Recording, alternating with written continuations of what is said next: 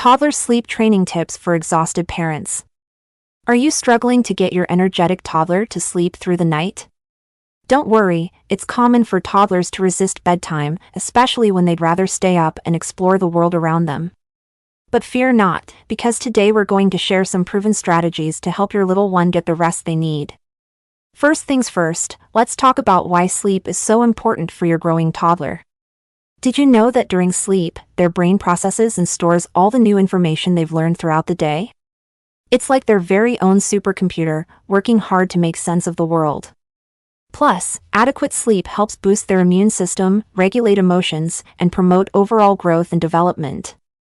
So, as much as they might fight it, sleep is crucial for your toddler's well-being. Now, before we dive into sleep training methods, let's explore some simple techniques that can make bedtime a bit smoother. One key element is establishing a predictable and calming bedtime routine. Think of it as a soothing ritual that signals to your toddler's brain that it's time to wind down.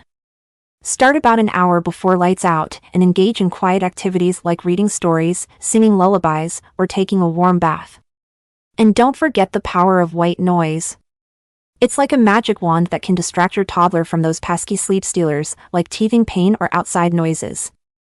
Another fun idea is to create a personalized Betty Bye book for your toddler. Fill it with photos or illustrations that showcase their daily routine, including all the steps leading up to bedtime.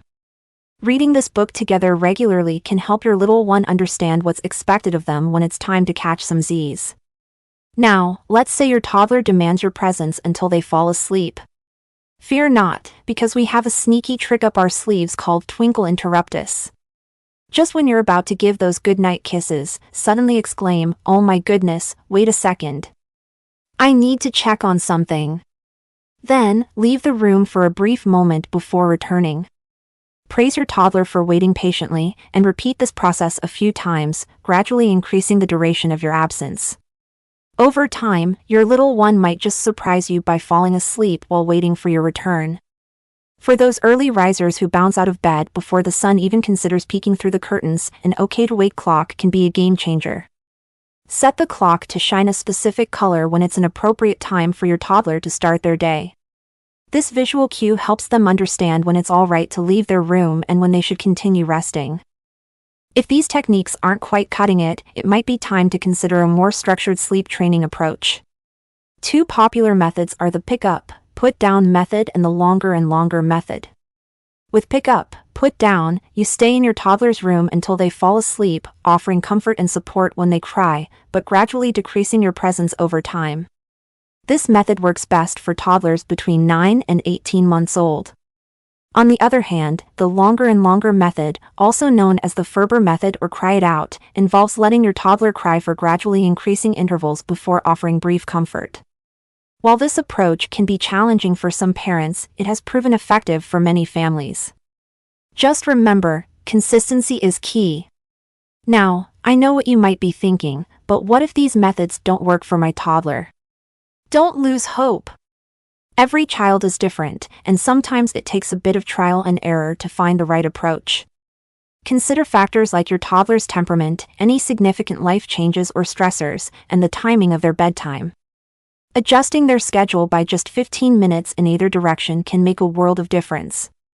At the end of the day, sleep training can feel like an uphill battle, but remember, you're not alone in this journey. Millions of parents have survived the process and come out the other side with well-rested, happy toddlers. So, take a deep breath, stay consistent, and don't be afraid to lean on your support system.